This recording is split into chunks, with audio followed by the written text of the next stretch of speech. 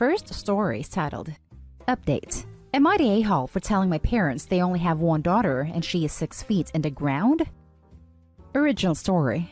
This all started when I was 12 years old and my younger sister was 10. Let's call her Abby.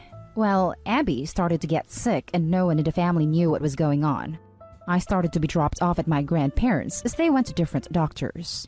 I'm not going to go into her illness, but when the doctor figured it out, it was bad. So a lot of time was devoted to my sister. When I was 14, it got worse, and I started to be left at my grandparents for longer periods of time. It started with just staying the weekend, and then maybe the whole week.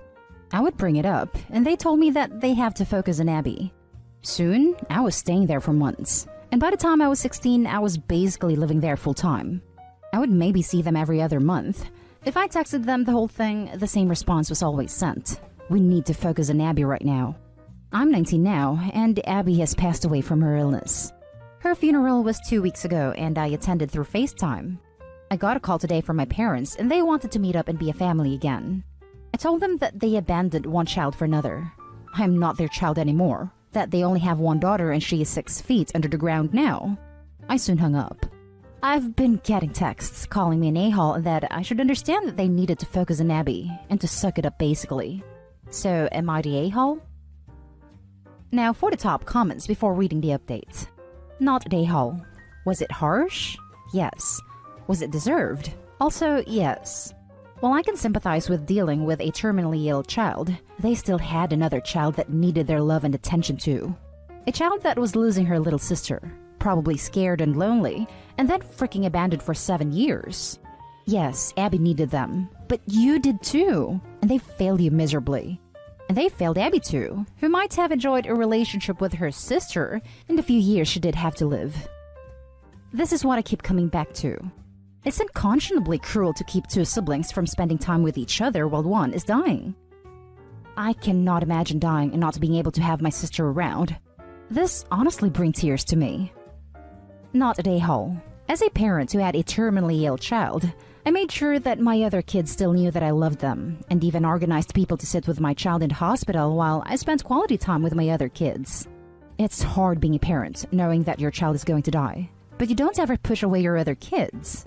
I'm so sorry that you were abandoned by your parents, and I'm sending you huge hugs and love right now.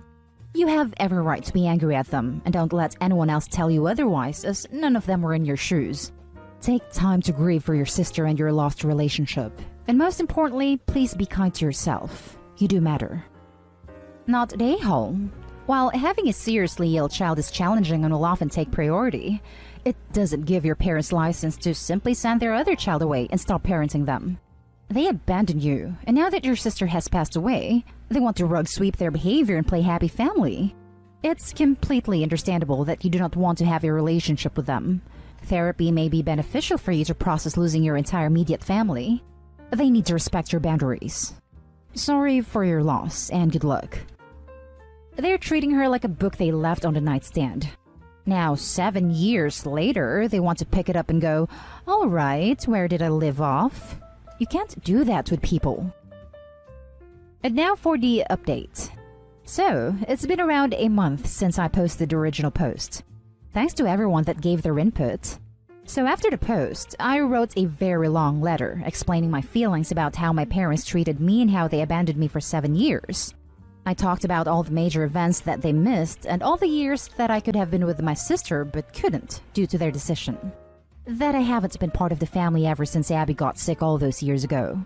I talked about how my grandparents are more parents to me than they have been in these past years.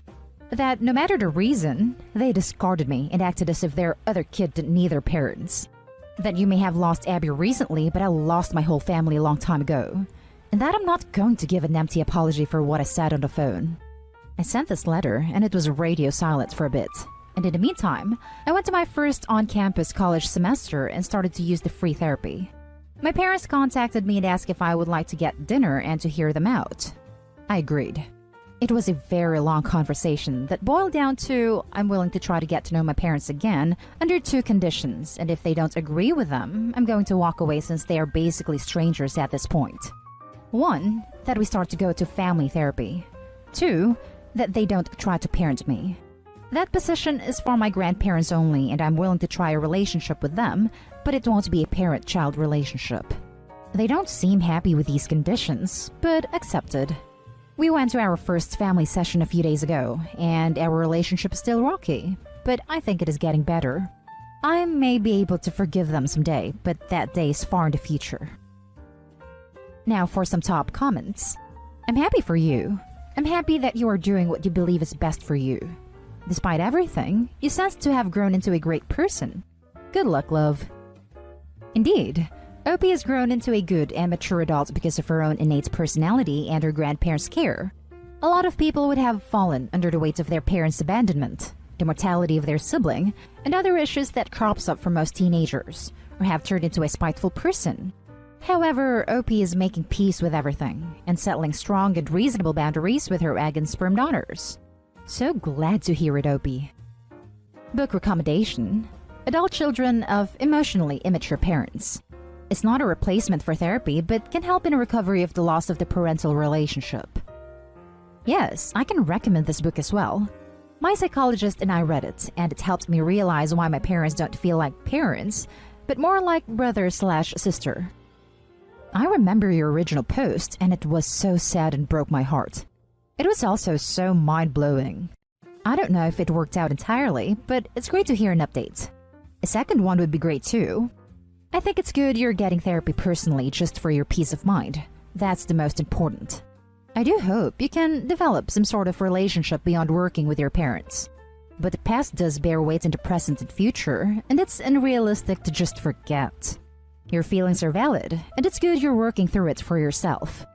Hopefully everything works out and they don't endanger any more of your emotional stability. The fact you're trying says a lot of good about you, and your parents' response says a lot less to me. In my opinion, parents who really care and probably aren't r/raised by narcissists wouldn't have this reaction and would do everything to make amends for their mishandling of the past.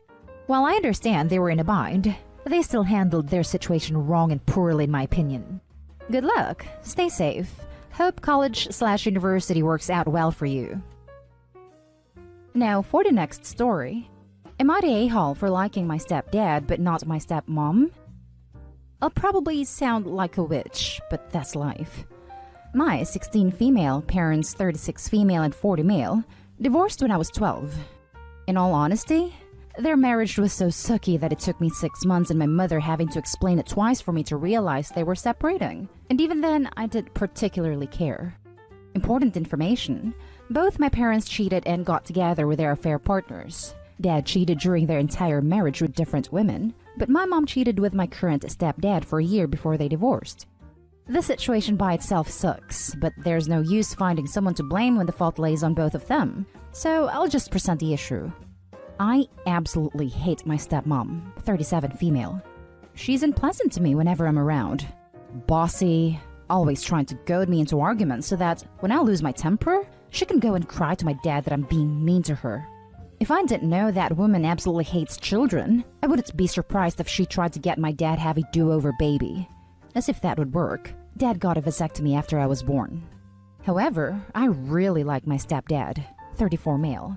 He's genuinely nice to me, balances that careful balance between not really trying to parent me, but still being a reasonable authority figure, think like an uncle, and listens to me ramble about my hobbies without being judgmental. I also feel like the way they treat my parents actually matters in my perception of them. Stepmom treats dad like an ATM machine, but gets upset whenever he spends money on anything else. And stepdad treats my mom like she's the love of his life. And I don't know, I like seeing my mom so happy. My problem started on Father's Day. I made 2 posts on my Instagram where I honored both my dad and stepdad. Each of them had their own posts with different wordings to explain our relationships. Sometime later, I got a call from my dad making an issue out of it. Not because I made my stepdad a post, but because when it was Mother's Day, I only posted my mother and not stepmom, and she felt excluded and unloved. I explained my reasoning, but I'm still getting crap over it to this day. And both my dad and stepmom are low-key pressuring me to make a post about her this year. I'm sick and tired of this, y'all. And I just want to know if I'm the a-hole here because I'm starting to wonder if I'm in the wrong. Now for the top comments. Not the a-hole. You were allowed your feelings. You wanted to say something nice about your stepdad. You don't have anything nice to say about your stepmom. So you didn't say anything at all. You can probably change the custody agreement if there is one, because at your age, what you say should work out. They really can't stop you. Not the a-hole. Stand your ground. Write a letter with numbered points as to the crap your stepmom has been doing to you when you are around. Then remind your dad that you are the child and she is an adult. And if she is upset that she didn't get a shout out on Mother's Day, then she needs to read your points for the explanation. Do not give in, because she'll continue crying to her dad whenever you post or do something for someone else because you didn't do anything for her. Here is your mantra. No one is entitled to receive anything from you, whether it's a gift or a shout out on social media. Nah, forget the letter. Put the crap she does in a Mother's Day post she's so desperate for. The picture should be a nice wilted bunch of yellow roses. Yellow for friendship, because she's thoroughly killed any desire Opie might have to be her friend.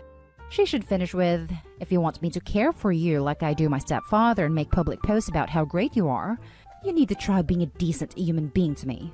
Maybe even try being nice to me on occasion. So, happy Mother's Day. I hope you like your post. Not the a-hole. You should record her secretly being mean to you and then post that on Mother's Day. Then anytime afterward, if you ever have to deal with her and she starts acting up, just say, sweet, more material for my next Mother's Day post. Or just generally malicious compliance of, my stepmother told me I needed to post about her this year for Mother's Day. She said, add whatever mean things she's most recently said, if I didn't part anything. And then write a really amazing one about your mom. Now for the last story. Am I the a-hole for blowing up at my husband for how he reacted to the news of my brother's death? My brother passed away 2 weeks ago. He was in the hospital for weeks. He was very sick. During that time, I was very stressed out and worried a lot. I was busy with work, the house, my son, and my brother. My husband works from home and I work long hours. When I got home from the hospital, I argued with my husband about an issue. Instead of talking to me like an adult, he suddenly stopped talking to me and started texting me saying, that way we can have a civil talk. He'd do it all day knowing I'm stressed out and don't have time for this. Whenever I ask him to do something or ask him about our son, he'd stay silent and type his response in text then send it to me. He only talks to our son and has taken over house chores, but he doesn't talk to me directly. I'm not gonna lie, it made me feel awful because at the time I really needed to talk to somebody and he was being unreasonable. I ignored him, thinking he'll quit doing it soon. 2 weeks ago, at 7 in the morning, I received a call from my mother telling me that my brother just passed away. It was an awful, devastating moment for me. I was in shock, but calm enough to give my husband the news. I told him my brother just passed away. He was still in bed at the time but was on his phone. His reaction was that he looked at me for a few seconds, then started typing on his phone. My phone was still in my hand when I received a text from him saying, I'm sorry. And that's it. Didn't speak to me even after hearing the news. I didn't expect to do that. I lost it. I blew up at him and I started crying. I called his behavior unreasonable, and his reaction to this devastating news was awful. I was hurt, and he finally spoke up and said that he's the one who's hurt, and that I shouldn't have blown up at him because it wasn't his fault my brother died. He then left the room. A few minutes later, he started knocking on the door, apologizing and trying to say he didn't mean to make me feel bad. I got ready and I went to my mom's house. He called and texted, but I didn't respond. My mom asked about him and told me I shouldn't lash out at him because that will never solve the issue. After I told her. Not the a-hole. At a moment to prove that he was your partner, there to support you in one of the worst moments of your life, he chose his wants and how he felt. Text him your divorce lawyer's number. This is horrifying. I lost a sister a few years ago. I was in shock for an hour or so after. Somehow, it wasn't until I called my boss to tell him I would be out of work for a while that it slammed down on me. I was in a gas station parking lot, on my way to my mom's. A woman pumping gas came over to me, asked if I needed help, and when I said my sister was dead, she embraced me and cried with me for several minutes. A complete stranger in a dark parking lot offered me more love and support than Nobi's husband. The man is a complete monster. I'm genuinely horrified at how he treats you. Your brother died, and instead of hugging you and giving you comfort of any kind, he freaking texted you right in front of your face? This would end my marriage. To be this petty after hearing about my brother's death is just cruel. I'm so sorry for your loss, and for the fact your husband is more interested in winning an argument with you than consoling you. Not an a-hole. Stonewalling is one of the greatest predictors of divorce. 1. Criticism. 2. Contempt. 3. Defensiveness. 4. Stonewalling. Yeah, I'd say Opie's husband is ticking each of the 4 horsemen of divorce pretty neatly. Not an a-hole. You dealt with his bizarre, thoroughly immature behavior for 2 weeks, and when he carried on with it at one of your most vulnerable moments, you couldn't hold back. I get it. I get it all day. I'm really sorry for your loss. I hope things at home get better soon. You can't be dealing with all that nonsense at the moment. And that's the end of this video, folks. As always, leave a comment and hit like and subscribe. And if you want more of this content, turn your notification on to get updated on the latest videos. And I'll catch you in the next one. Stay safe.